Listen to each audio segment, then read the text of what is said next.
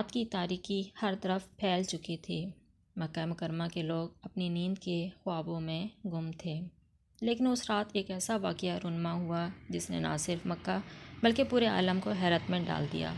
یہ وہ رات تھی جس سے آج ہم شب معراج کے نام سے جانتے ہیں، اور اس کا مرکزی کردار ہمارے پیارے نبی حضرت محمد صلی اللہ علیہ وسلم تھے۔ نبی کریم صلی اللہ علیہ وسلم کعبہ کے قریب آرام فرما رہے تھے جب اچانک حضرت جبرائیل علیہ السلام تشریف لائے۔ وہ سفید پر نور جانور براق کے ساتھ آئے جو رفتار میں بجلی سے بھی تیز تھا۔ حضرت جبرائیل علیہ السلام نے آپ صلی اللہ علیہ وسلم سے کہا کہ اللہ تعالیٰ نے آپ کو ایک عظیم الشان سفر کے لیے منتخب فرمایا ہے۔ آپ صلی اللہ علیہ وسلم نے اللہ کے حکم پر لبیک کہا، اور یوں یہ مقدس سفر کا آغاز ہوا۔ براق پر سوار ہو کر آپ صلی اللہ علیہ وسلم مکہ سے بیت المقدس کی جانب روانہ ہوئے۔ راستے میں حضرت جبرائیل علیہ السلام نے مختلف مقامات پر آپ کو ٹھہرایا، جن میں مدینہ، کوہ طور اور بیت اللحم شامل تھے۔ ان مقامات پر آپ صلی اللہ علیہ وسلم نے نماز ادا کی اور ان کی اہمیت کو سمجھا۔ جب آپ صلی اللہ علیہ وسلم بیت المقدس پہنچے تو آپ نے دیکھا کہ تمام انبیاء علیہ السلام پہلے سے وہاں موجود ہیں۔ حضرت جبرائیل علیہ السلام نے اعلان کیا کہ آپ صلی اللہ علیہ وسلم تمام انبیاء کے امام ہیں، اور یوں آپ نے سب کی امامت میں نماز ادا کی۔ یہ واقعہ اس بات کی علامت تھا کہ آپ صلی اللہ علیہ وسلم کو تمام انبیاء پر فضیلت دی گئی۔ نماز کے بعد حضرت جبرائیل علیہ السلام نے آپ صلی اللہ علیہ وسلم کو آسمانوں کی جانب لے جانا شروع کیا۔ پہلے آسمان پر حضرت آدم علیہ السلام سے ملاقات ہوئی، جنہوں نے آپ کو خوش آمدید کہا۔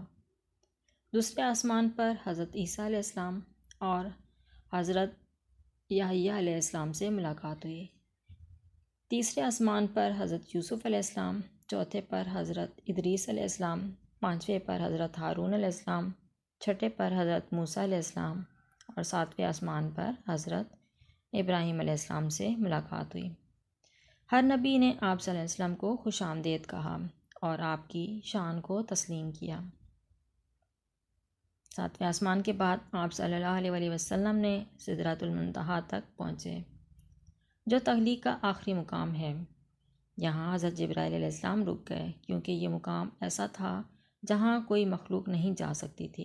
اس کے بعد آپ صلی اللہ علیہ وسلم کو اللہ تعالیٰ کی بارگاہ میں پیش کیا گیا۔ اللہ تعالیٰ نے آپ صلی اللہ علیہ وسلم کو نماز کا تحفہ دیا، جو شروع میں 50 وقت کی تھی۔ جب آپ صلی اللہ علیہ وسلم واپس آئے تو حضرت موسیٰ علیہ السلام سے ملاقات ہوئی۔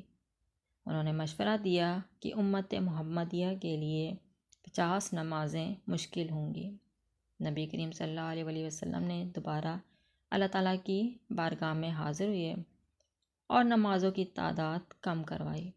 آخر کار یہ 5 وقت کی نماز مقرر کی گئی، لیکن ان کا اجر 50 کے برابر رکھا گیا۔ نبی کریم صلی اللہ علیہ وسلم اس مقدس سفر کے بعد واپس مکہ مکرمہ پہنچے۔ یہ پورا واقعہ ایک ہی رات میں مکمل ہوا۔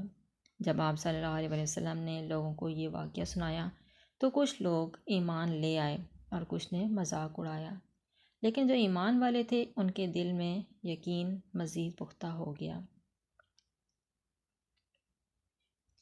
واقعہ معراج نہ صرف نبی اکرم صلی اللہ علیہ وسلم کی شان اور عظمت کو ظاہر کرتا ہے، بلکہ یہ امت مسلمہ کے لیے ایمان کی مضبوطی کا ذریعہ بھی ہے۔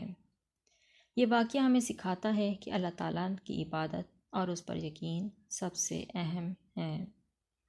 کہانی سنانے کے بعد ہر دل یہی کہے گا، سبحان اللہ، سبحان اللہ۔ اس رات کی حقیقت کو الفاظ میں بیان کرنا ممکن نہیں۔